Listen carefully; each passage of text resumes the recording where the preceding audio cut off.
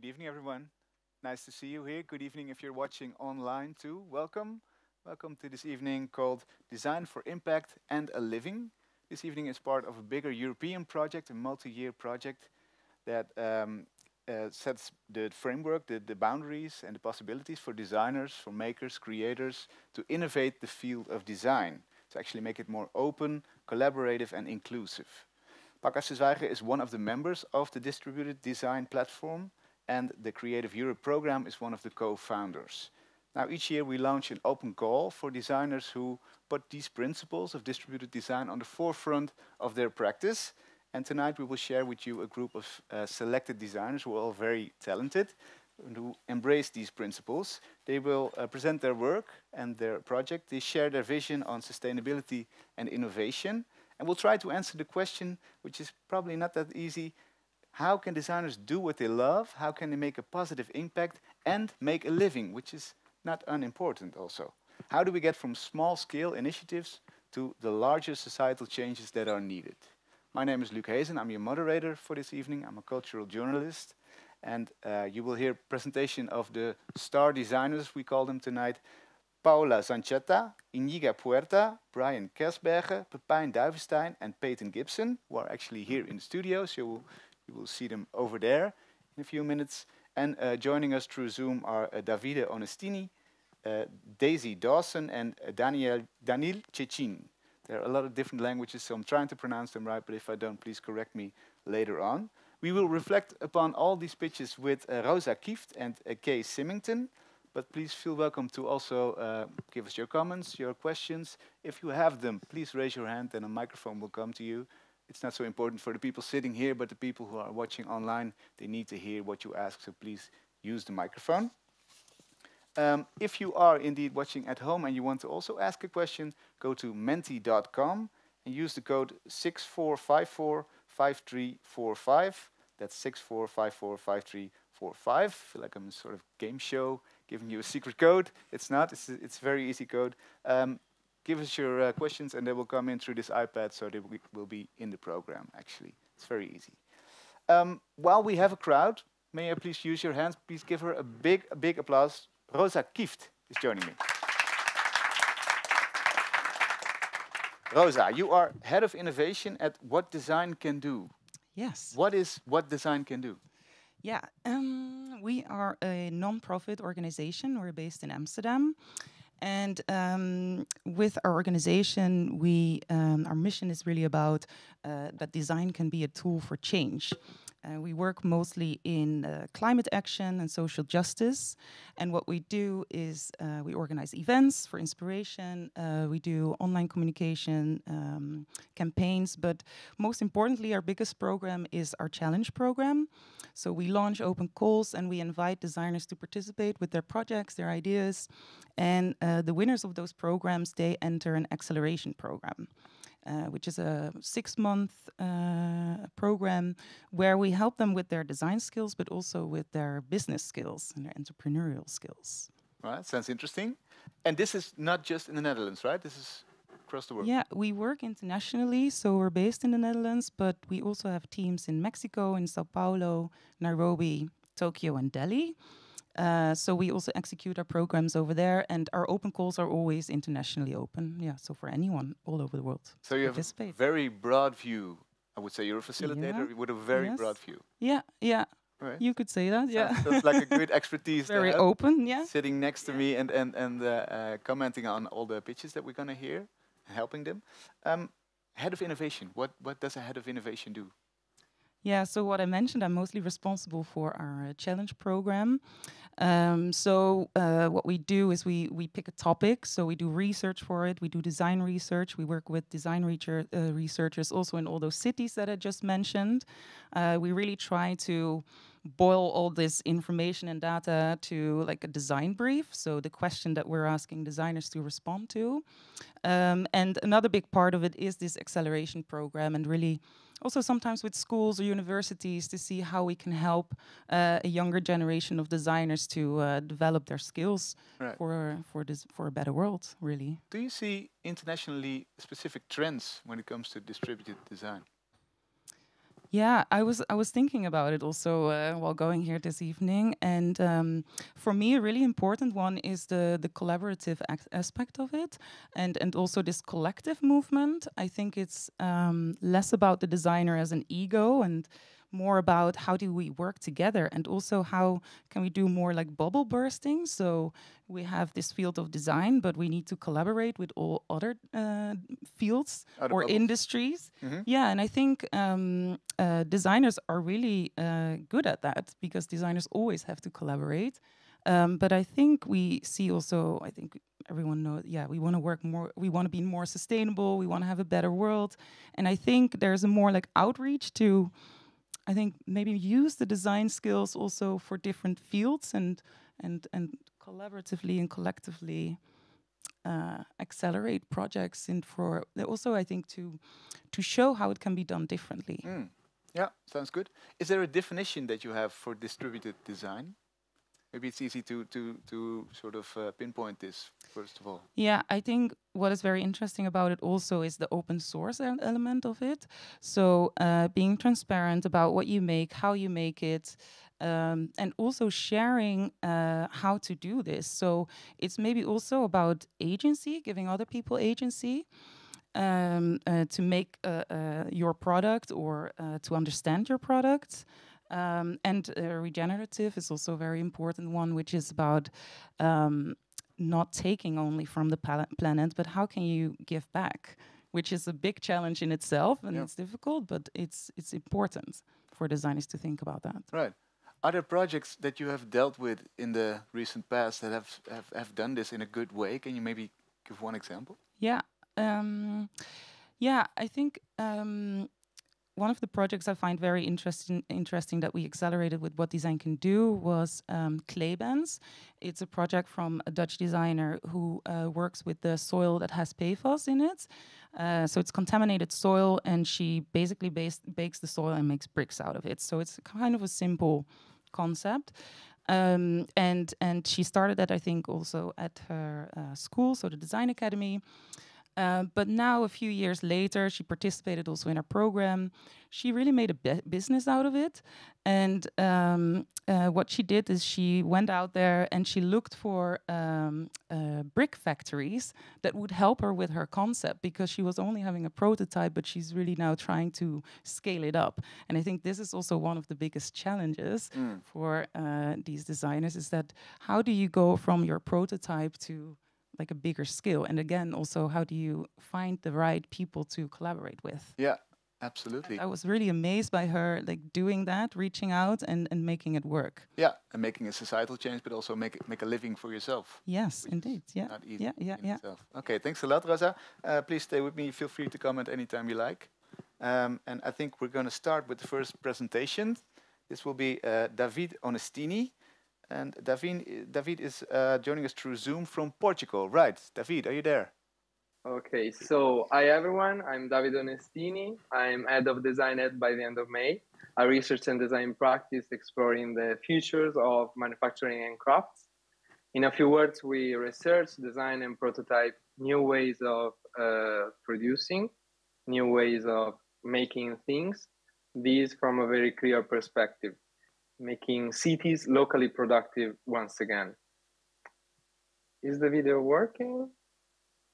No, I don't see a video. Yeah, yeah, there it is. Okay, yeah, okay.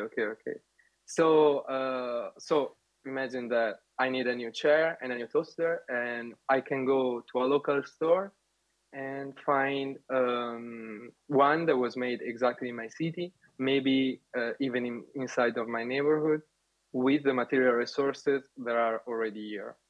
And so with all of our projects, we try to test today the types of solutions that might make this vision really happen in the future.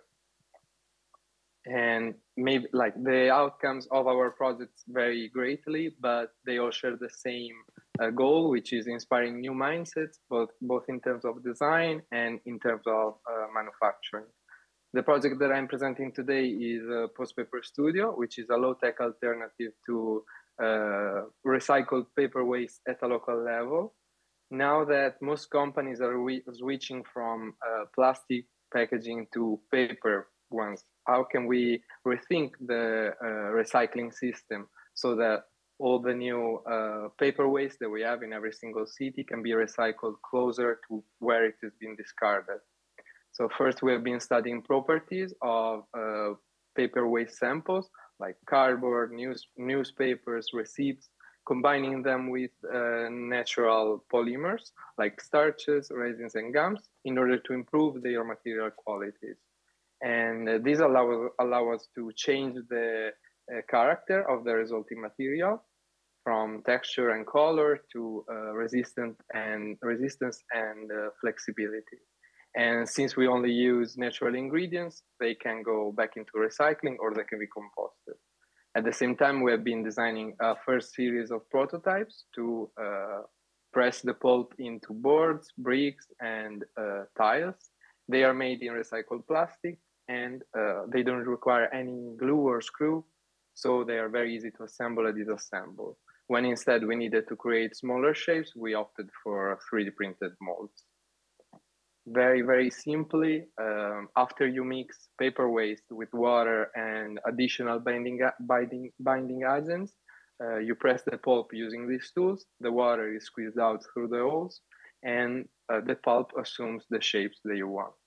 And once dry, they can become the building blocks of new objects or new furniture pieces, and they can be just work like wood. You can drill them, you can saw them, you can laser cut them.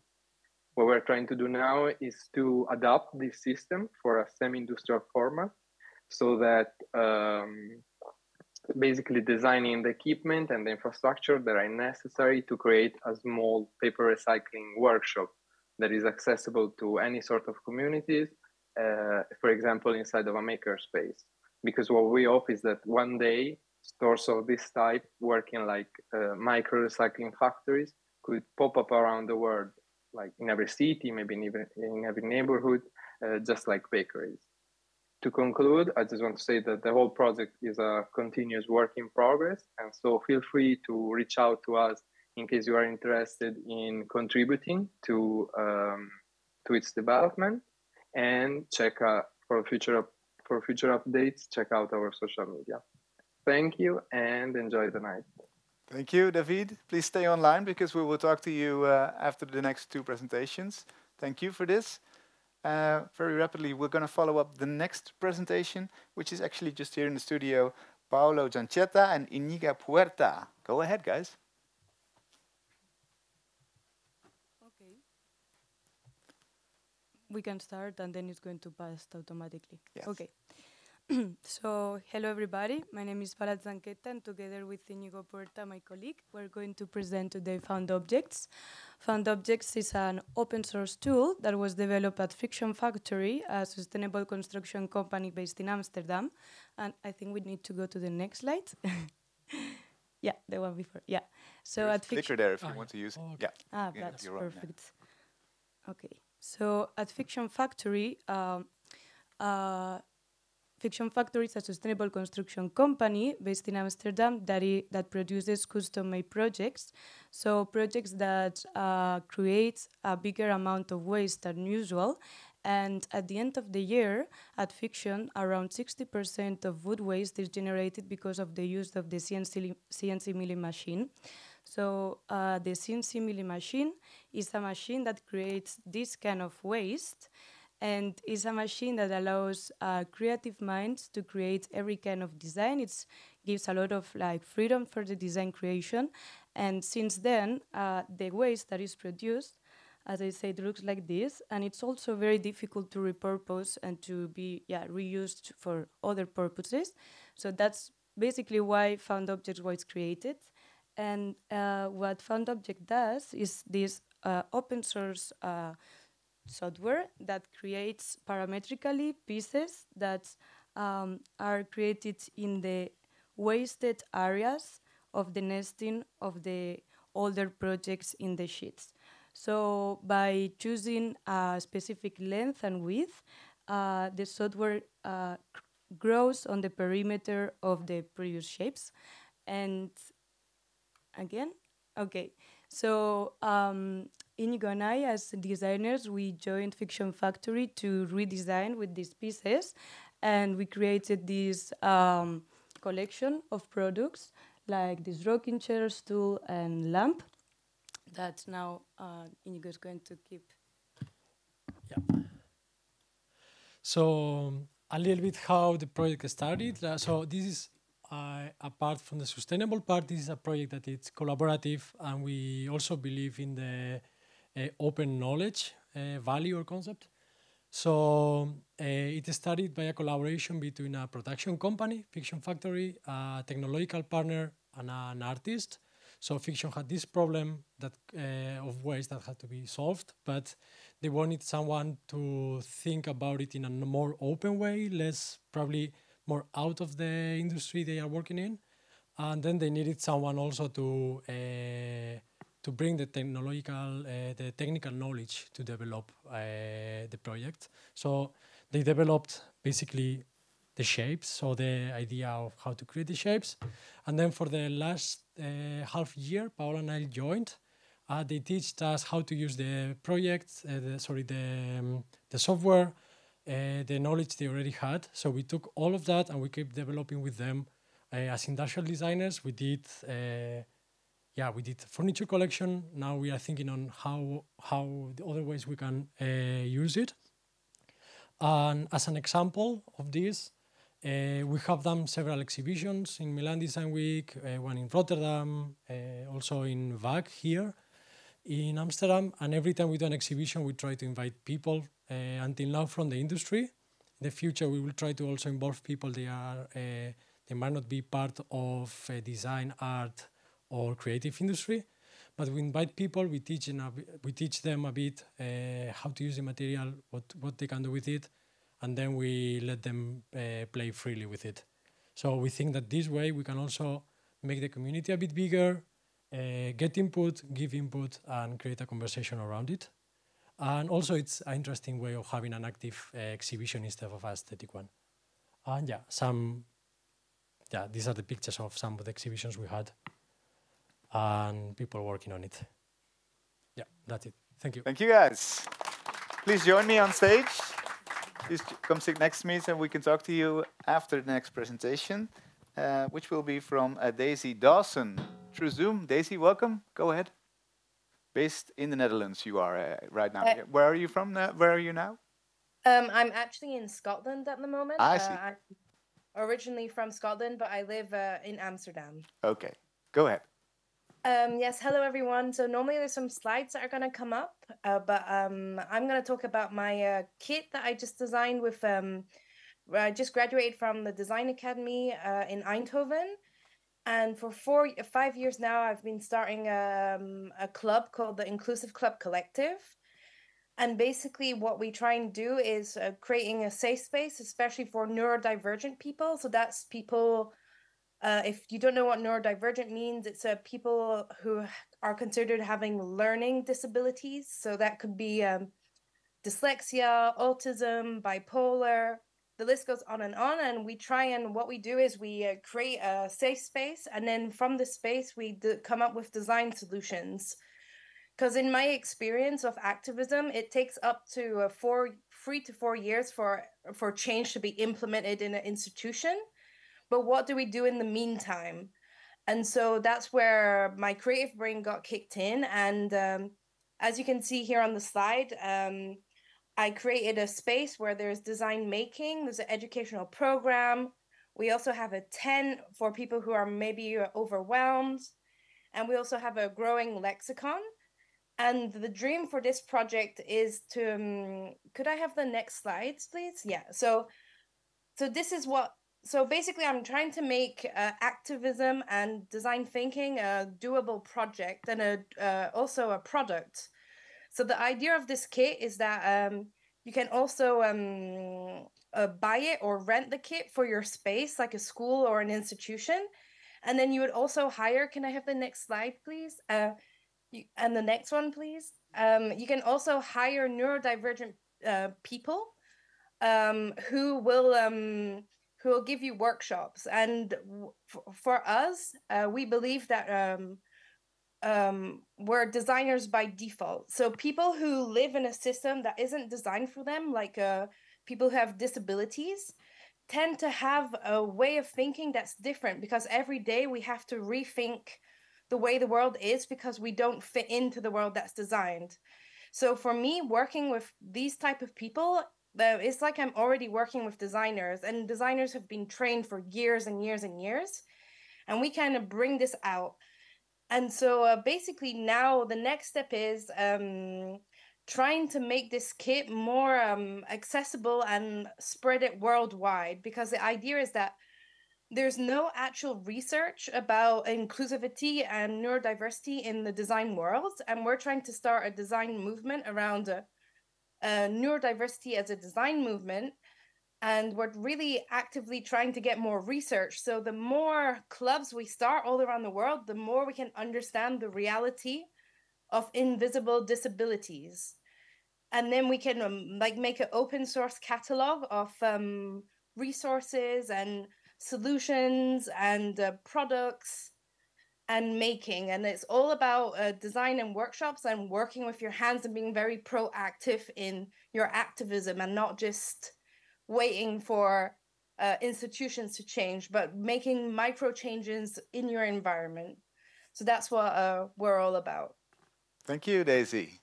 Thank you. Very nice. Please stay online because we'll discuss all the pictures now. Rosa, your first reactions to these?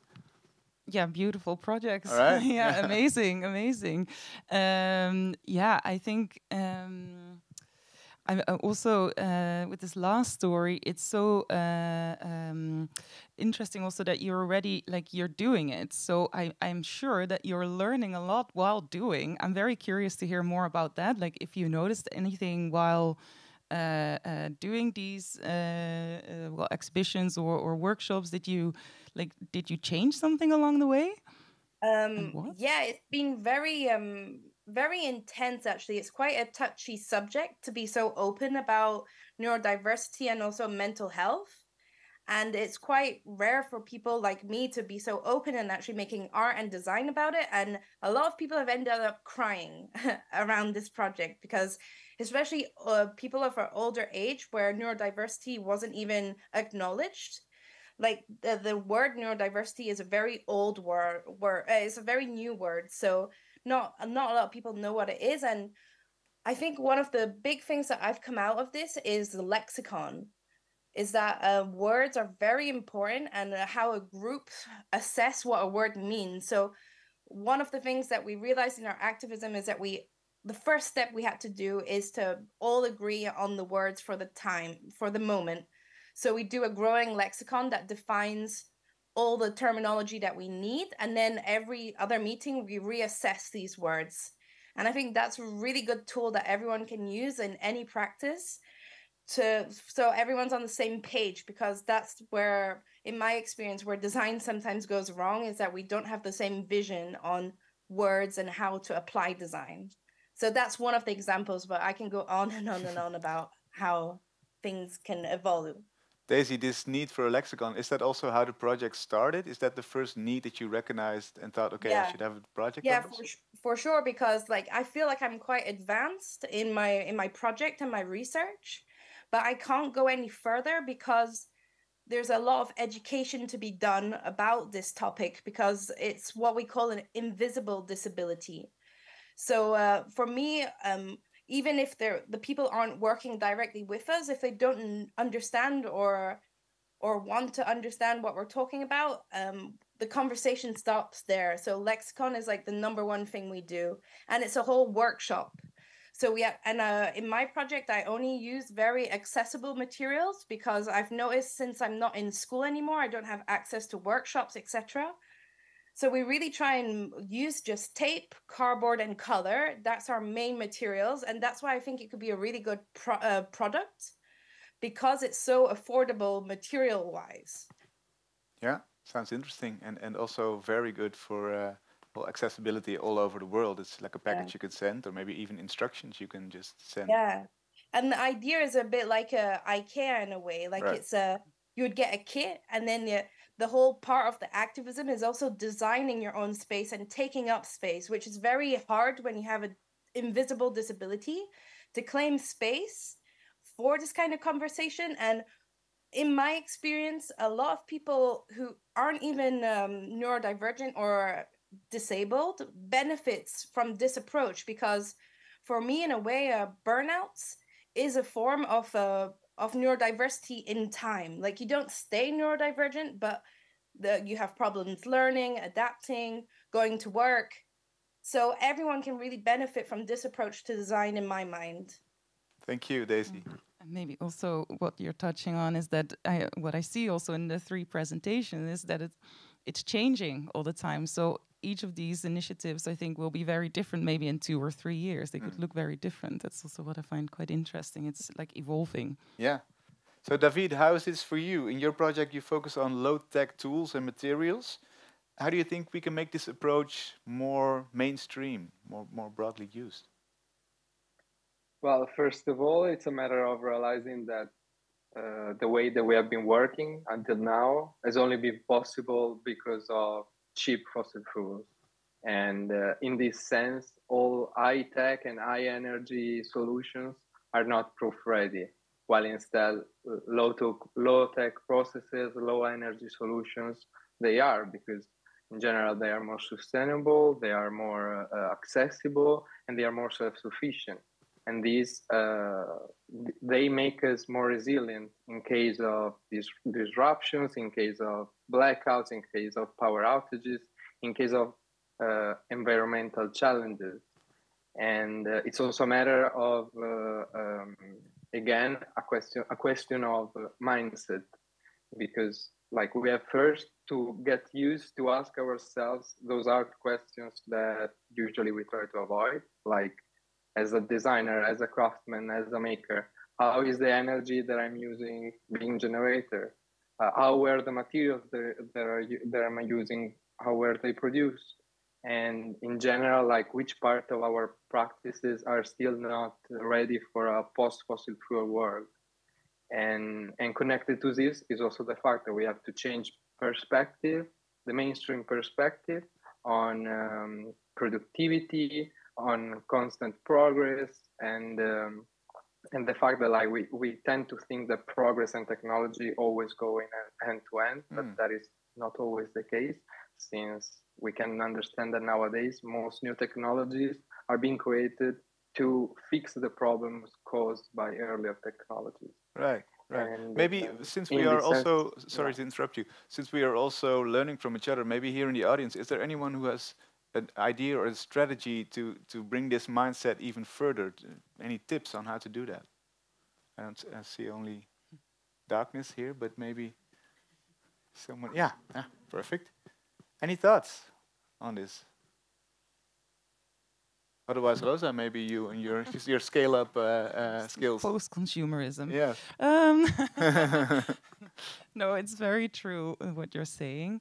I think there is. I think maybe how I can respond to this is what we found also in our research that we've done on like circular design. Is often there's a lot of things already that we know about, or like skills that we have from the past. So we don't always need to focus on like technology for innovation. There's a lot of things that exist already in this world that are very effective and that people used to do centuries ago for reasons. So it's quite interesting actually to see what there already is and low tech. I think, yeah, it's an interesting point. Yeah, but maybe the thought is that that has been done, and we have to find, if we want progress, we have to have something new. And then there's the scale up, which is also a difficult thing, I think, for designers. And this is something that we notice a lot as well with what design can do, is that we get great design proposals, really interesting ideas, people who have prototypes, and it looks beautiful. But to create a real impact, you need to scale up, and it's quite difficult because it means that you need to start working with factories, or you need to find the right people to collaborate with, and also you need the finance, you need a business model. And what we see with what design can do is that this is quite a challenge especially for designers who have maybe a different way of working. And it's kind of like a space that we try to fill with creative entrepreneurship. So also, yeah, helping designers developing skills such as, yeah, marketing, business, how to do an investor's pitch, because yeah, to get that to a next level, you also need those skills. Yeah, and not every designer has those skills per se. No, not always. Right, No. yeah. Guys, how do you think of this? How do you, because your project is very multi-layered. It's not just a product, it's also a mindset. I would say, if I hear your story correctly. How would you say you can you bring this mindset even further? So on one hand, we think that the project is also multi-layered, like almost any other project that has been so far, like no more conventional projects. But maybe a bit more of the novelty comes from starting the collaboration already from all these stakeholders that usually they are separate and more individual, like maybe a bigger company hiring the designer to do design for them, but then the designer doesn't have direct contact with the producer, but and also more transversally, like seeing each other, understanding each other's will, what each part of the each collaborator wants to get from the project, and then understanding that between us, and then working for all together for a solution or a yeah, for an outcome that we think it's valuable for the society too. So it's almost a psychological approach to really understand what all the different stakeholders want, and to play with this or to combine this. Yeah, so in a way, in line with what Davide was presenting earlier, I think in the found objects team, we really acknowledge that we live in a global multi-crisis context where we really need to reorganize the way we produce and consume every kind of product and things. So in this context, as a society, we need to know which is our circle of influence. That this is something that we discussed a lot with Maraya, also our colleague, boss, friend, creator of the project that is over there. And as a designers, our circle of influence, every design decision that we take creates social, ecological, economical impact in the planetary scale. So the purpose of the project is really like, okay, as designers working in the interior design industry, knowing that the problem here is to address the waste issue generated by wood waste with the CNC machine, what we can do is we can transform the conception of the waste into value. So we want to enhance society and customers' awareness about this issue by transforming something that now, in our perception, is considered waste into aesthetic, beautiful products, but that are actually, transform waste into value. Right. And so this is probably our circle of influence, but it's not only that, and this is why the project has different layers, because there is, as Inigo was mentioning, different stakeholders involved, and everybody wants to create the impact considering the skills and the capacities that we have. So yeah. Yeah, this is a very, very well explained for this project. Is there also a next step that you want to really scale up and make it more societal, this impact? Yeah, so right now we are also discussing on how to give the next steps, which is coming back to the maybe the figure we lack now. It's also the more business part of it, but definitely it's the will of making a societal impact. It's there from the beginning. They started probably more in-house because it's a safer way to start developing a project, and luckily we are working with Fiction Factory that it's big enough to allow a tool to be developed that it's meaningful. So it's not a very tiny studio that has a very specific problematic, that they can have different problematics also within Fiction Factory, let's say. But yeah, now when opening to the outside world, now it's when the questions come, and one of them it's also related with one of them it's the business part, and the other one it's like what society wants. So yeah, our next steps, one of the next steps is solving this question. Yeah. Yeah. And because I'm not sure if there is a blueprint that you can put upon all the waste in society. I mean, every case is sort of different, or is there a blueprint? Have you found strategies, or maybe think of strategies that you can develop to make every waste that is out there somehow meaningful or valuable? It's a big question, but Yeah. So what is open is the software, and this is of course can be applied in a transversal way to different kind of industries. So there is not really like an open source blueprint, but more like a tool that can be applied with different machines to different materials that are wasted. So for example, we use it for wood with the CNC machine, but maybe someone else wants to use it with fabrics with a laser cutter machine because they also have a lot of waste coming from it. So the idea is to, and also as a next step, is to be able to spread the word about the existence of this project, to be able to apply it in other industries which also are facing a waste-related issues, so they can iterate and create blueprints and maybe share it with yeah. Other organizations who also need it. Yeah, right. That's why you think open source is so important, as you mentioned in the presentation. Yeah. Yeah. Yeah. So Daisy, how is this for you? How can we make your project even bigger and have it even more have even more societal impact? Well, you should all invite me to your company. All right. First of all. First of all, what's really nice about this project that it can go anywhere. I think neurodivergent people are everywhere in society, and the more we all get educated on this topic, the more it's going to be normalized. And I'm a bit can you repeat the exact question, because sometimes I try and diverge and I'm not sure. Can you repeat the question? Yeah, sure. We're trying to figure out tactics how to scale up these very important projects to make more societal impact. Well, for me, like the next step that I'm looking for in my process is to build a campaign around all the research and the project, because I have one prototype that I know that works that I can bring with me everywhere.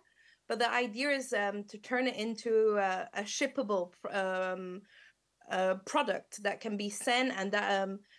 But what I also like about the approach that we have is that it's not just a product. When you're buying the physical product, you're also buying the workshops, the other designers that need to show their work.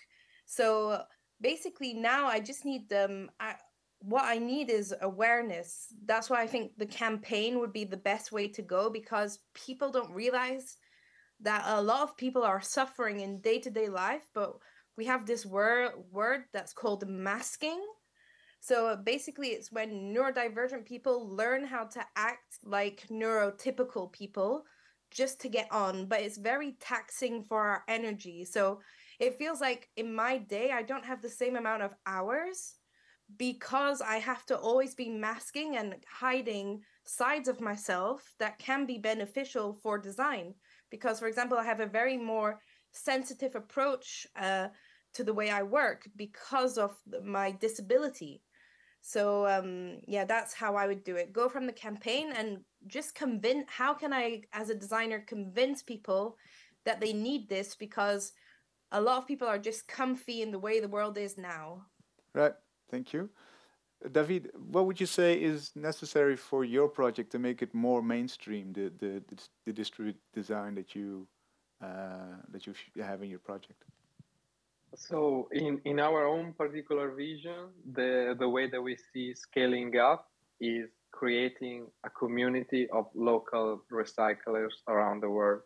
The same way, and this is something that we have always been inspired by, what is happening with the precious plastic movement.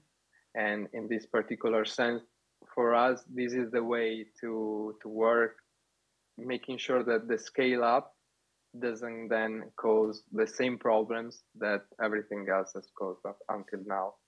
Because we know that usually like scaling up and reducing costs, and we tend to forget all the other hidden costs and all the other impacts that our products have on the world. So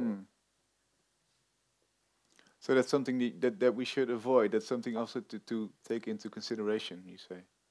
I think that like there are many ways in which we can consider scale, because it's like, how can we decide when it's gonna be scaled up enough? Is it gonna be like on a city level, on a regional level, on a country level, on a global level? So in our particular case, where we see this project, which is meant to be an open source, free for all, not for profit project, it's more having a community of local recyclers which turn their own paper waste from their own community into something that they need in their own community, without having necessarily to be like high scale factories that make, I don't know, 10,000 bricks per day. Right. And do you know how big you want your community to be? I mean, I think that in this sense, it's just speculation, but I think that a team of 2 or 3 people are already able to use the tools and make something profitable using just paper waste and locally available materials. So this for me is like already like small communities, small teams of people that then all the other people around can like consider them the influencers in terms of recycling, right. And they can go up to them and bring their own paper waste and see it molded into an object that they need. Yeah, thank you. Is there a question or a comment from any of you for one of the 3? Yes, in the back. A microphone will come to you in 5, 4, 3. Yeah, over there. Straight in the middle. Okay. Hi. Hi. Hi. Scaling up always comes at a cost, right? Mostly financing. Mostly somebody's actually investing a bit, time, either money. The concept of scaling up, so for distributed design, is always difficult, I guess, because who's actually financing collaboration? Who's actually financing kind of these non-scalable type of collaborations? So at this point, it's only the designer that's actually investing. So my question to Rosa, sorry, yeah, who's actually financing these type of collaborations? As in, are there any financial institutions that do this? Very good question. Because there should be more invested in these kind of projects. I think it's quite difficult to find financing. We do it through an open call and like basically a design competition, and there's more of those. You have the funds, the Fund for Creative Industries. You have like talent development. But there is a kind of a weird void in this, like more tech startup-y world that are, you see them everywhere, like these kind of hubs and all these programs appearing. But what do you do when you're a designer? And also, it's hard, I think, for many because it's not necessarily it's about growing, but not necessarily financially growing and getting a lot of revenue. Like what was already mentioned, it's also about creating an impact, like on your community, and that's like a different definition of growth, right? So that's the friction, right? Yeah, I would say so. Yeah. Yeah. Who's going to invest? Exactly. So what we sometimes say, what design can do is also that, maybe we should work on a kind of like investment desk or world that, just like the tech investments, like where people are quite like, okay, I think this is a great idea. I think this is going to be something, and they just invest in it. We should create something like that for the design world as well, but with like other definitions of growth and success. But who is going to finance that? I find it a very good question. I cannot answer it exactly. I think it's for all of us to, I don't know, to work on or. Well, maybe people who donate to profits or to science or to people who have a lot of money who want to do something for society. Yeah, and I can give one example. We work with a Dutch company. It's called Secret. They make these little wallets, these click wallets. I don't know if you know them. For example, and they've been founded by designers, and they've been around for 20, 30 years. And they now decided to create an impact fund, and they, I think, invest 2% of their revenue into designers who are starting their own initiatives and businesses on in sustainable design. Nice, because that's a good question. When it comes to distributed design, there's not necessarily someone who wants to pay or who's going to earn money out of it. So yeah, thanks. Good. Another one? Ja, hallo, ik ben Marije, dus van Fiction Factory. En, Could you do it in English? Okay, yes, of course I can do it in English. Sorry.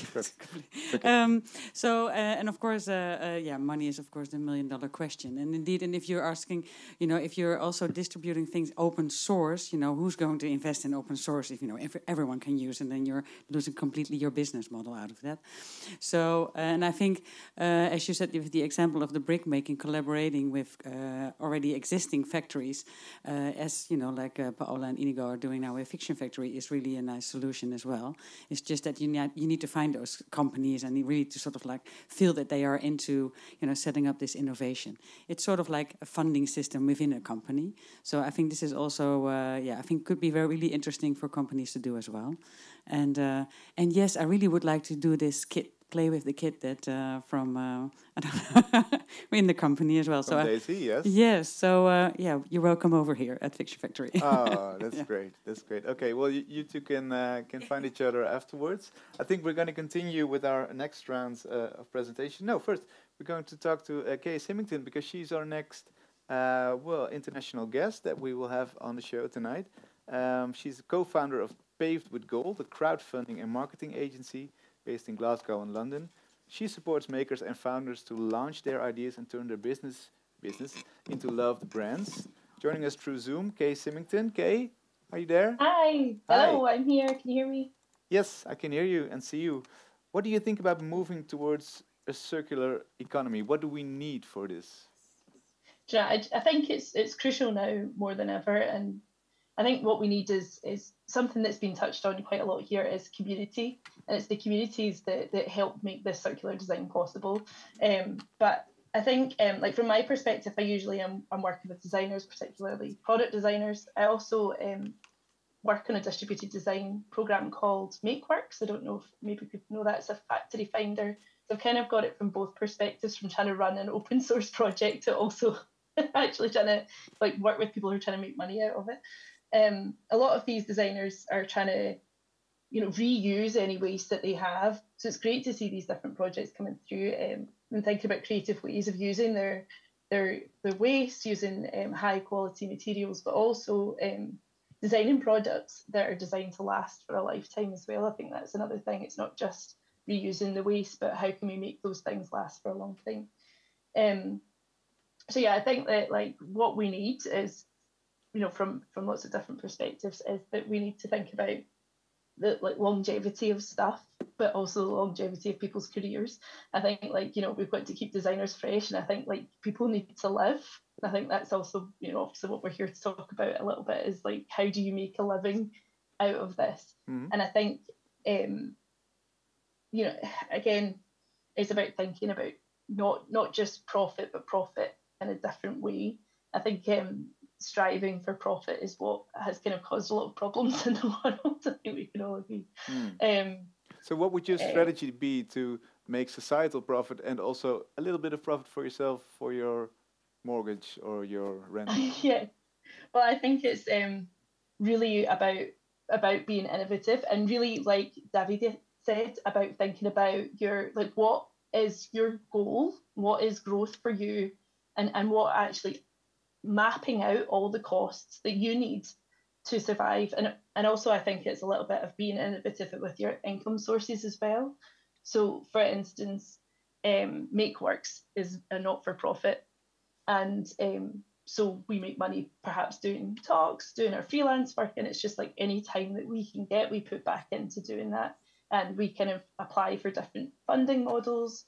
We've done lots of different things in the past. It's about having a real clear clear clear and variety of different funding sources that you can to kind of keep yourself going. But I think it is definitely about thinking smaller, thinking about your community and about the impact that you can make there. I think like these are the key elements of making circular economy and distributed design work. Thanks a lot. So I think we should distill from this that these people are all superheroes because they're trying to do something for the world and trying to make a little money for themselves as well, and which is not difficult, which is not easy as we hear. Yeah, it's very difficult. Yes, it is very difficult. I can imagine. Thank you. Stick around and feel free to comment on projects. Please give these wonderful designers a big round of applause, and we're going to the next round. Thank you, guys. Please step forward, Brian Kersbergen and Pepijn Duivenstein from the Netherlands. You're up next.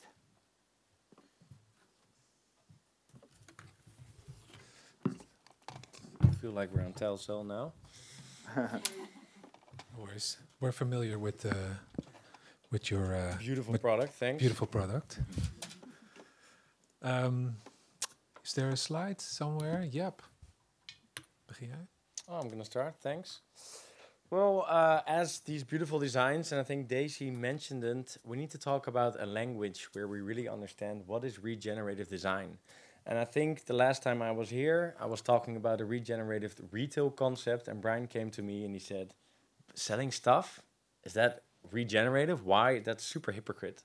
So he challenged me to think and rethink what is sustainable, what is circular, and what is regenerative, and what's the difference. And we talk a lot, as you will see in the next 3 minutes. So we really thought what is needed maybe is a green heart design philosophy, where we really think at every step we make with creating products, it has a positive impact. From farmer in the workshop, from the factory, to people using it, and eventually, if it's not being used correctly, it doesn't have a negative side effect. And this is where Brian and I talked, and we said, okay, let's design something and design for lifespan. And designing for lifespan is creating a product at every step on the way. It can be made positively, and will probably be part of your life the whole way. And you created this beautiful cabinet system. Yes, I did. Well, what I did is when Pepijn asked me, well, can you think about a system that grows? Because the problem we have with a lot of materials is that you outgrow it. So when you are a student, you know, you have this circular taste and this kind of like furniture. When you're getting older, the furniture starts to change with you. What if we have just one particular furniture that grows with you, so you use it during your lifetime, and when you grow up, you know, the cabinet grows with you, and when you shrink like you do, if you get old enough, then it shrinks with you. So I started to think about the materials that you can find on the street and which are very easy to use, because I wanted to make an open source design so you can do it yourself. Not that we are the ones that created this, unique cabinet, but a cabinet which is really easy to reproduce by finding stuff or to have stuff which you want to throw away, but then again, think about it. Maybe I can use this again, and then to build up your own cabinet. So we start to go do research, and we went to farmers and to carpenters and to a lot of we went to Marije from Fiction Factory, and they hooked us up with Found Object. So all these beautiful collaborations. We did research about materials, and this is where Pepijn came in. When we made these LCAs, well, he makes LCAs with his company, so we really can see which product has a positive impact on the climate instead of the regenerative materials, which we have here. Yeah, so I'm not going to talk them all the way, but the beautiful colleagues at the office can tell us the difference between upcycling one material or creating a new material like this. This is seaweed together with wood pulp. This is elephant grass. And the interesting is we can harvest this on a yearly basis. So talking about giving back on an ecological level, we need these kind of materials on a daily basis or yearly basis and create these materials and put them in the system. And then I think you can maybe even create a endless consumptions again, which sounds a little paradox, but it is possible if we use these kind of products. Yep. So we went out there and we find these beautiful regenerative material wizards, as I call them, and we told them that we want their material to get in our cabinet, so we could launch the first regenerative cabinet in the world, we think. So we made this cabinet. Then this picture went to the Dutch Design Foundation, and they said, yes, we really want to have you on the Dutch Design Week. So we launched the biobaseddesign.com as a platform where we launched the cabinet. So this year, so this is a picture of the cabinet. We should stop the time.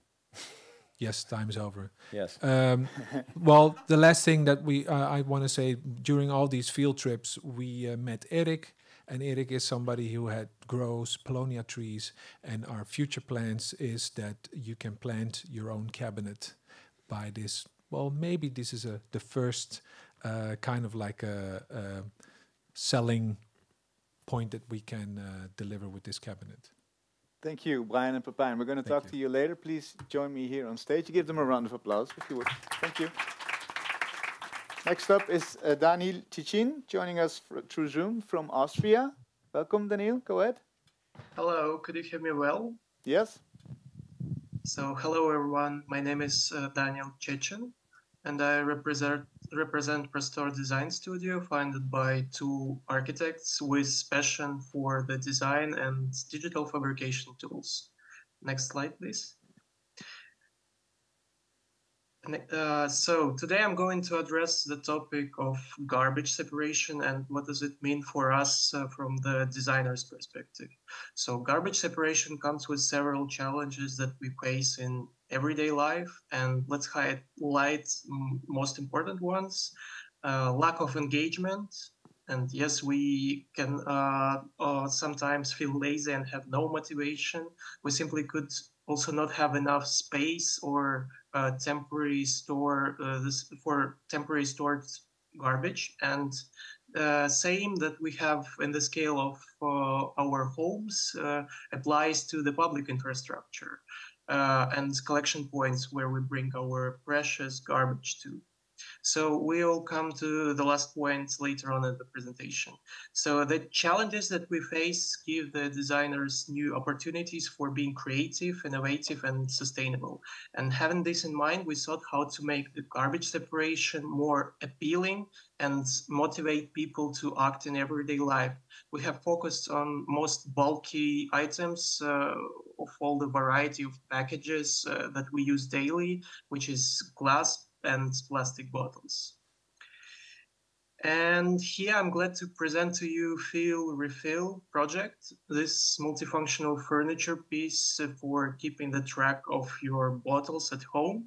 It fits up to 8 regular size bottles.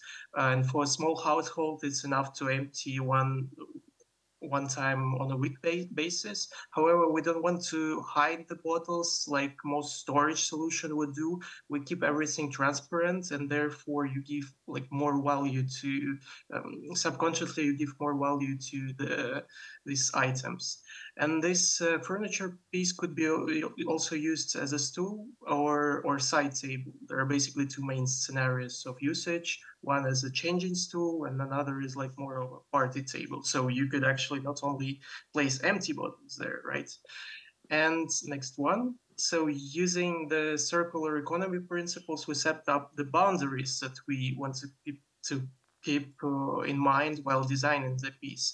And the topic of sustainability and production plays an important role for us. And first of all, usage of non-toxic environment-friendly material and on-demand business model and ability to produce all the step with minimal tools. We are CNC in our furniture, and this way we shape allows us to have a minimum waste while CNCing the material. And basically in Austria, where we are currently based, the deposit refund system will be fully implemented by the year 2025. And that means that we have the opportunity to get deposit not only for the glass, but also for plastic as well. And we want to encourage the others to think of the future of the deposit refund system and the challenges that comes with its implementation. And next one, yeah. The increase of urban density of Vienna and the constant flow of the tourists will result public spaces to look like that. And we believe that we need to make the recycling accessible and the scale, and therefore scale this idea that we began our design path. And we are currently on the research stage of the project for connecting the urban furniture and the deposit refund system into one object. And as a result, in the next 6 months, we want to create a prototype of such system and promote it for the city. And I believe that in Amsterdam, Amsterdam faced similar challenges as Vienna, and I would be glad for your feedback, expertise, or potential collab. Or yeah, thank you. Thank you. Thank you. We'll be sure to do that after the next presentation, so please stick around online. Next presentation is from Pete and Gibson. Please step to the front. Go ahead.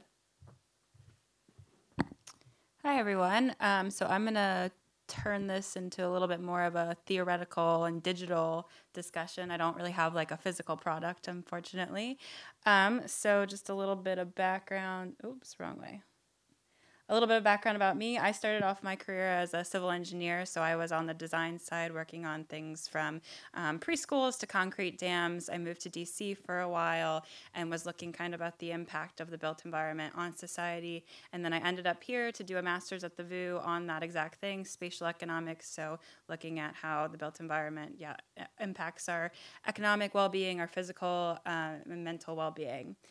So now I'm working for Autodesk. What is Autodesk? Some of the designers in this room here may use some of the products. So just 50 years ago, in order to design buildings and cities, we were having to have these huge drawing rooms where people were having to go in and erase things every time a design changed even a little bit. Fast forward to the 90s, we had our first versions of CAD. So those nice line drawings that you see on the computers, which is still used, that simple version, by a lot of designers today.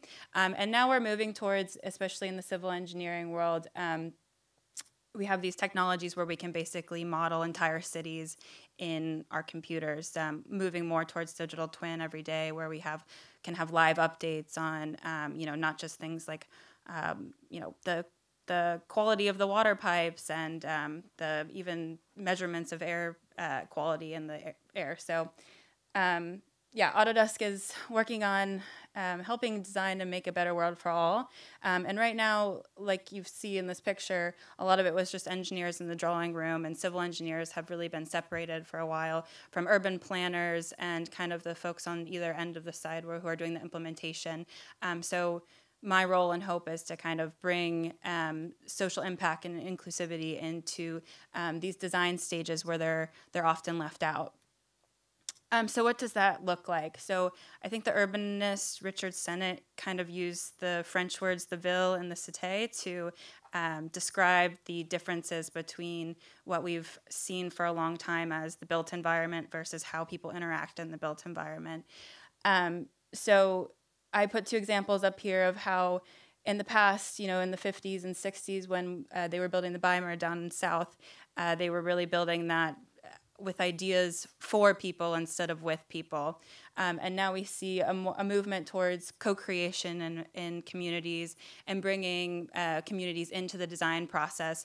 But within these large engineering firms, we still don't have ways to integrate it throughout the design process. So you have urban planners handing over designs to civil engineers who are handing it over to constructors. And that creates a lot of issues when it comes to designing for inclusivity on all spectrums, right? So you have designing for the people who are living in the community. You also have designing for the well-being of the materials. So not just carbon and environmental sustainability, but really looking at social sustainability. So, sourcing these materials that you guys are making is really important early in the design stage. And if we think about it at the end, when we hand over to construction, it's hard to find sustainably sourced materials that come from socially sustainable places as well.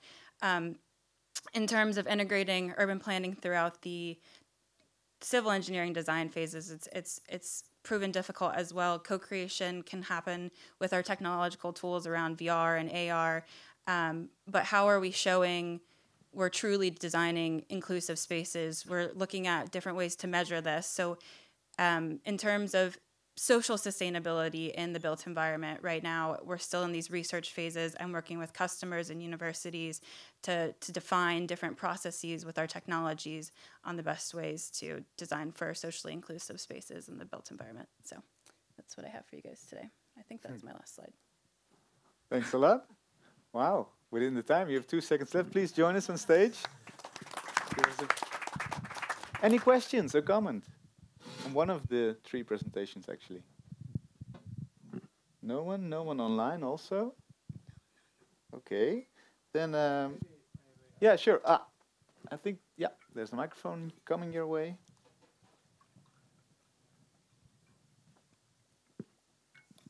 Hi. Yeah, maybe there are a few, but so the business model. I'm pretty curious about the business model for like all of them, actually. All of them?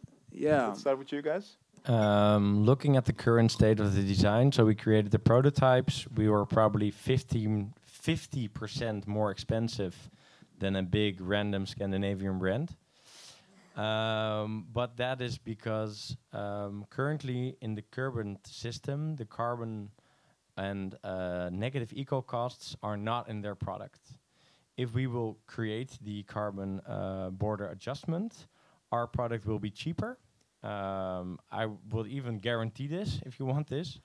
So that's where we're aiming for, because we identified that it doesn't have a negative effect. And then we will probably be very attractive and scalable. And Brian's going to add to this as well. But we also made a tool where you can make the product yourself. So depending on your budget, everybody can work together in this, cabinet system. You can buy it, or you can just make it yourself. Yes, or you can make it yourself. Right. So that's something we're challenging each other. How can we make it accessible for all? Yeah. And I think Brian did an amazing way to do it. So we can buy a little tool, and you can just pick stuff from the street and make the cabinet yourself. And you make a little money out of this tool that you have to buy. You have to make money, unfortunately, in this system where we live in now. So that's one of the ways to have this little business model, so we can keep growing. Yeah. And then the other idea is what I mentioned. The last is that we want to plant your own cabinet. So in collaboration with the local farmers, we want to work with Polonia trees, which is one of the fast-growing trees that we find, and they take the most CO2. So that you really can plant your own cabinet, and in 10 years we can harvest, and you have materials to build a cabinet. Yeah. And that's that could be a business model, but we're still doing research on it. Yeah. And that would be interesting for you also to do, to explore this. We love exploring. Yeah. And this is one of the explorations we want to, see. But also actually plant the trees and make some. Yeah, we already got different farmers and different people that are looking for solution. We have a lot of problems, in the whole of Europe, let's say the whole of the world, where the land is degraded. And they're looking at solutions to restore the soil again. And these kind of materials does that. I mean, the seaweed cleans the ocean and then becomes a product. So it already is added value and a business case before we make product out of it. So we're searching constantly with people, with biologists that can tell us, okay, what kind of products add value, and then we can make a product out of it. So these are, let's say, the leftovers of already doing something amazing. Great, thanks. Daniel, how's the business model for your project? For our project Fill Refill, it's currently on-demand business model, which means that we start to produce only when we get an order. Plus, this gives us, in combination with modularity of this design, this gives us a possibility to customize it. Let's say if you want to create a bench, you could combine more of the elements or combine them vertically and create a shelving system, let's say for a wine cellar, right? And this gives us flexibility, and every month we set up, let's say, a deadline where we collect the orders and we start the production line. Yeah. And for the future scalability, yes, of course, we want to create urban furniture, and therefore we want to apply for funding and try to go with to find the funding for our project. Okay, thank you. There's also online a question from a viewer that says, how do you see the future of your design? Do you also have plans to turn it into different products? Did you hear me? Sorry? No. No. Okay. There's a question from an online viewer. Yeah. How do you see the future of your designs? Do you have plans to turn it into different products? Yeah, we are currently researching the topic of garbage, and we want to create a line of household items that's gonna separate the garbage. So we are developing we are focused on the topic of garbage separation within the apartment scale, let's say. Yeah. Okay, thanks a lot. Peyton, is the business model question relevant, do you feel, to your... Yeah, I can talk about it a little bit because, I mean, I work for a large corporation that works for other large corporations. So I came into it kind of assuming there would be a lot of money floating around for something like this. But it turns out it gets a little more complicated especially when it comes to social sustainability and inclusive design. I like to compare it to environmental sustainability. So within the civil engineering industry and construction, the current business model is the lowest bid wins. So a lot of engineering firms are really trying to put in the lowest bid they can to deliver what, the different clients want. And so environmental sustainability has kind of gotten a business model around technology. So designing and understanding and being able to calculate carbon through some of our tools has been growing because our customers' clients, so governments that are building things, want to know how much carbon they're putting into the planet because there are government regulations around that. When it comes to inclusive design and social sustainability, the metrics are a lot squishier, right? How do you measure how inclusive a space is? How do you measure how inclusive a building is? And so I've found it actually really hard to kind of sell this idea to people because it's more of like a value add right now, right? Like it's something that I think is going to grow a lot in the future and people are starting to look at it, but it doesn't have, nice definitions around it as much as, how much carbon are we putting out there. So what is your best advice on how to sell it? What are your best practices now that you can share? I think it is like a future how to win work, and I think a lot of people within the civil engineering construction industry know that the current model is broken and that things are going to change. I mean, even within the technology industry, business models have been changing, right? From like subscription models to, software as a service and stuff like that. So we're seeing these shifts, and even software as a service is starting to turn into like, how can we make things a more customizable experience for each of the users. So I think it is going to be a newer business model. The whole industry kind of really needs to rethink the way it's working. Yeah. Can I add to that in yes, short? very short. Because I think it's amazing with all the tools you can calculate this and all the designs we are seeing. But I think all our designs are preventing something. And the current economical system is solving problems and creating a return on investment. But no Excel sheet can create a return on investment on preventing something that is not going to happen, that's not going to cause a problem. So I think all these designs in the current economical state are really hard to finance on a traditional level.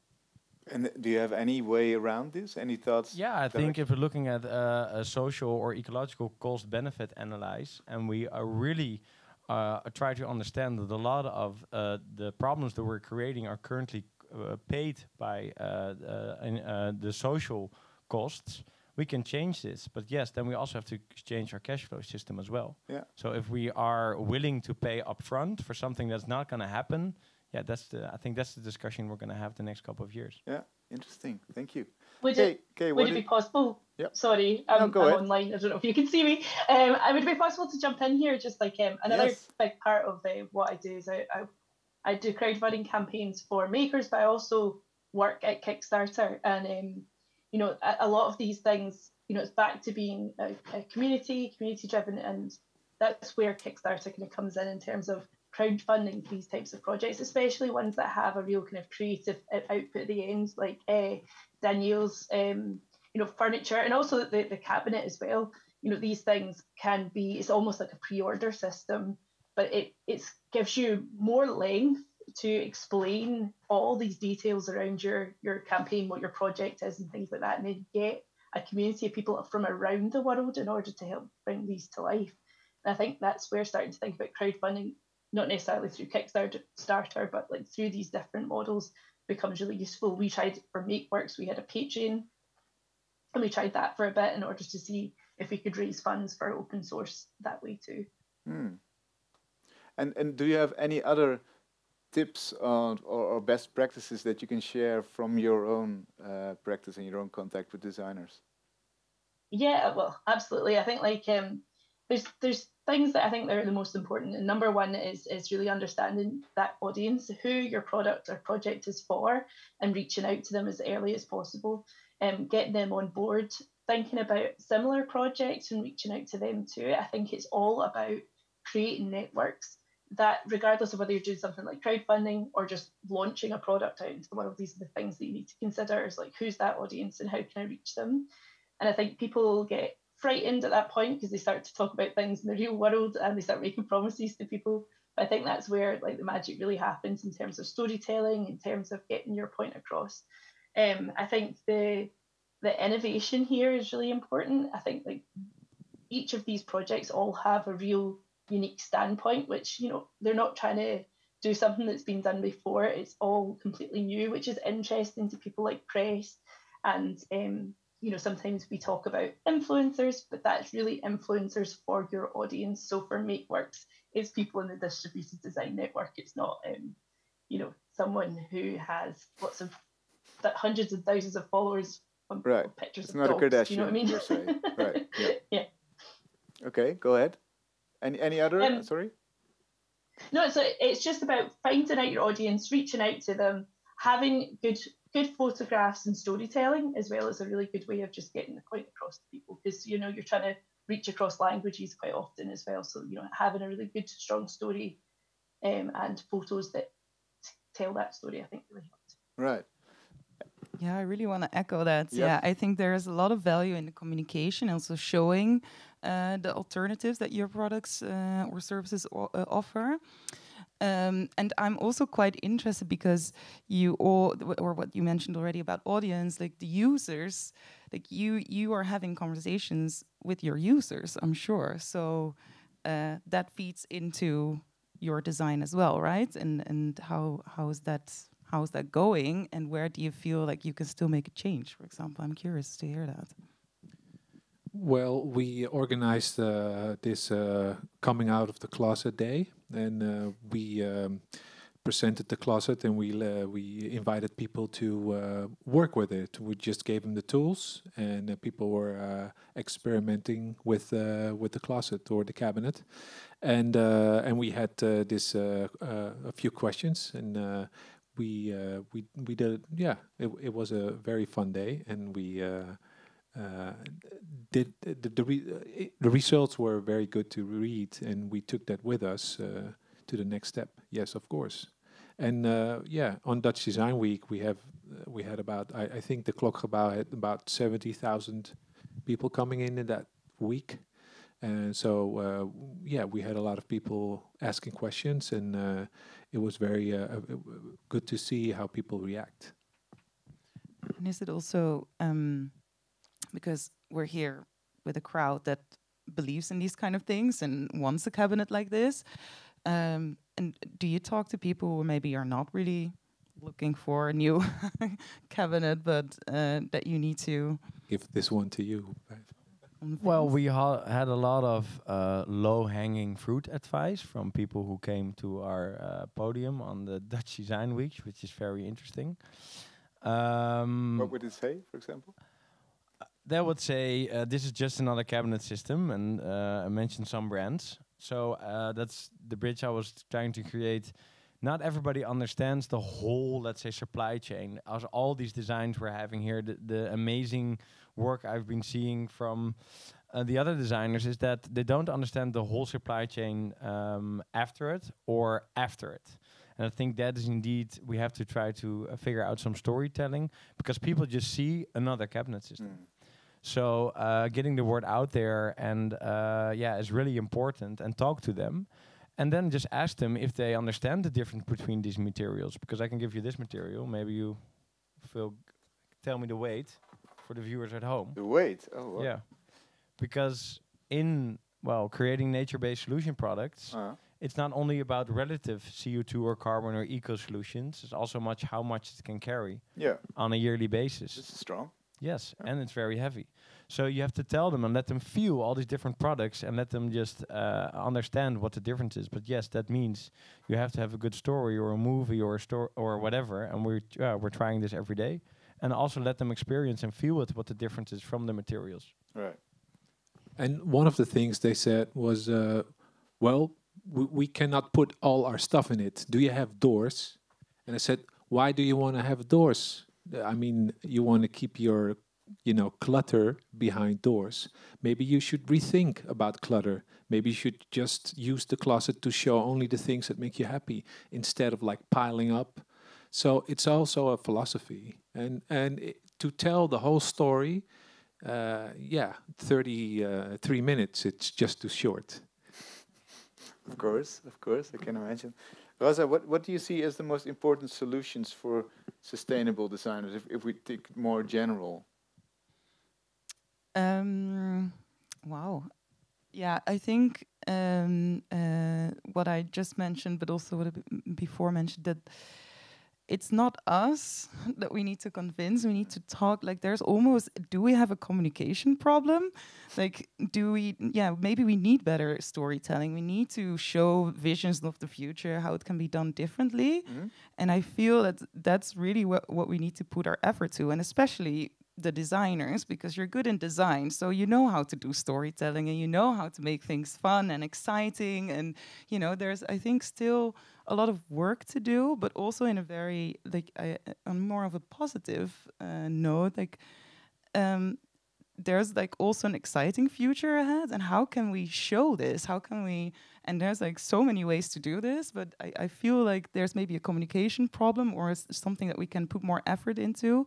And I'm excited to see more of that, and not only within our own bubbles, but other bubbles. Yes, other bubbles. And maybe it's also related to the fact that the story about sustainability is always that we have to do less, and less is per se a good thing, but it sounds like you take something away from people. Maybe sometimes it feels like that, and also sometimes it feels a bit like it's a bit overwhelming. And what can I do? And what can I contribute? Like, where do you start? And therefore, I think it's also again important to make it exciting and fun, and something that. And this is something that designers are also really good at doing something that you want to have or buy or use. Right. So let's use that power to create a sustainable future. Okay, any last tips on that? How to sell the message of less? Completely nodding along here. I just totally agree with that. I think that what happens is, as designers, we get quite caught up in the problem, right? Because it's where you start. You start with the problem that you're trying to solve. And for the regular consumer, inverted commas, that's a bit of a turn off. I don't want to be doom and gloom. I want to just be excited by something that I want to buy. So it's almost flipping it around from what we would normally do, and focus on how brilliant the product is, how great it looks, and then turning it into, and it solves these problems. And oh, by the way, did you know that it's made up of all this waste? And it's not like focusing straight on and look at this gross garbage can. It's like the opposite way round. And I think that really helps sell products into a kind of general consumer audience. I think, yes, storytelling is just, and also speaking to people outside of design, I think is really key. And changing language can sometimes be a big hurdle. I know that when I started working in distributed design, I don't come from a design academic background. So I'm saying things as plain language as possible. And people are like, but what does that mean? Why are we not using this like kind of bigger education language? And actually we need to cut through that to get to regular consumers. Sounds very good. Thank you. Wow, I've heard so many good tips from you, all perspectives. I would like to hear from you, the audience. What did you take away from this evening? Any thoughts? Any new interesting things that you heard? Tactics? It's quite dark. I don't see. Yes. Or is it too soon to wrap up? Do you still have to think these through? Yeah, someone in the middle here. Microphone is coming your way. Well, as one of you just said, like over here, and maybe the people watching and the people around you, a lot of them are probably willing. So I guess it's also acknowledging that you have all these different groups that you're communicating to. They're in different phases for all of your projects as well. And I guess it could help if you recognize that and you try to how you say that, have a solution for that. Because like for some of these examples, I would say I would be a consumer that I'm like I would be an early adopter. Like I would be on Kickstarter or something. I want to do something to help. Maybe I cannot buy a whole cabinet, but if there's like a concrete offer, I'm willing to help. So for some of the projects, this network, I think I'm not alone for this, you know. So, or I would buy the recycling thing, and maybe I'm not like your future market, but I was just thinking that if you can access these people that are just willing, or maybe just to retweet or to, is that still a thing? No, to post to X or to LinkedIn your thing, you know. I think a lot of people those are the people that come here, they're following your designs. Try to activate them because they are willing. As long as I guess if you have like a concrete thing also to offer for that group. So if you're looking for big investors, also this is another narrative, another way of communicating. But maybe it helps to also have on your website this cart, add to cart, people like that. And sorry for a lot of those groups, you won't have 33 minutes because we've all been programmed to make a decision in like 6 seconds. So, but it could be maybe an idea to also have like for like the low-hanging fruit, you know, create something, and I will jump in the cart, and maybe this offers you like a little flying start, or go for the Kickstarter, because I really like that suggestion also. There will be a group of people that want to help you because they're behind your idea and they want to know the whole story and support that. Right, thanks. So activate the community. Kay approves because she's nodding constantly. So thanks. I know, I'm getting too excited. Very good, very nodding. good. This is Zoom language. Very good, I like it. Somewhere in the front here? Yeah. No, I think I completely agree with the point of view. And we were also in the Dutch Design Week, and we were in Piet and Nick, which is a quite commercial, it's a very commercial place. And some people coming, they were part of the industry, but most of them, they were not. So then we also got a lot of feedback from non-industry people that they look at our furniture just from what it is for them. It's a piece of furniture. So I think that in that sense, we cannot forget that the object we are creating, it will have a use that it's as like a chair, it will be used as a chair. It will be judged as a chair most of the time. So if it fails to do that need that the design has been solving since ever, let's say, I think that it's more difficult to make it, at least at first, successful. So maybe it's true that we can start with maybe an object that people are more familiar with, or a language that people are more familiar with, so they start familiarizing with what we do. Maybe we can have a more extreme version for early adopters, but it's true that we need to maybe it's a step by step, right? Yeah, good. Very good. I think we talked about the business model and the way to get funding, and that we should really have access to more funding and maybe look at that differently. That could be a takeaway. Any other takeaways of tonight? I would also like to add that I feel like we're all doing amazing efforts, but there's also maybe a systematic change that should happen globally and also in government. Because it always feels it's like the designer against the system, but what happens if the system is with the designer? And what if like in like more businesses and more companies, there's actually an in-house designer? Like when I look for a job now that I've graduated from a design academy, it's either I start my own company or I have to go into something that looks like design. But what if like companies that don't necessarily design products are also hiring in-house designers to do in-house work, but also proposing new solutions? And that could work also for the government. Like, do governments hire in-house designers? That kind of question.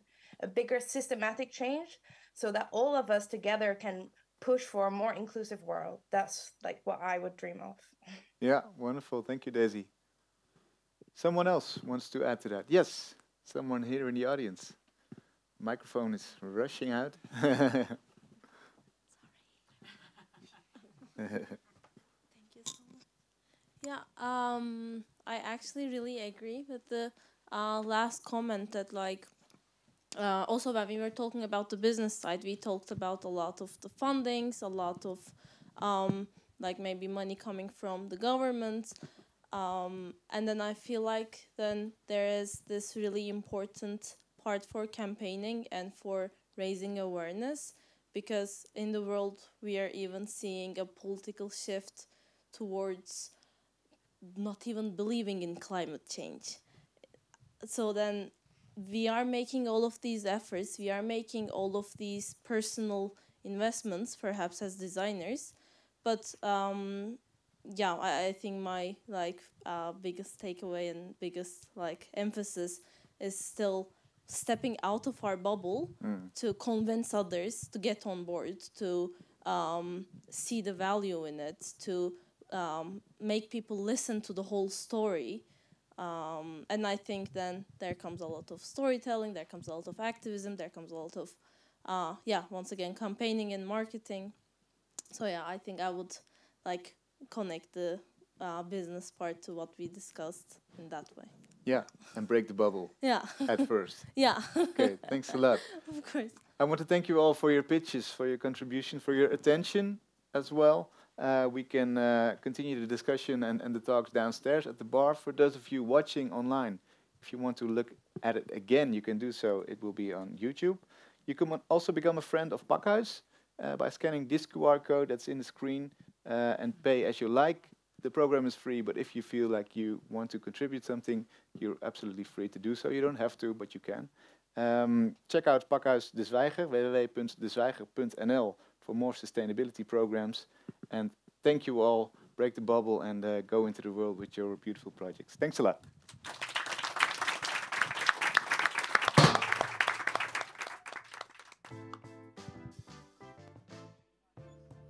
Dankjewel. Goed gedaan.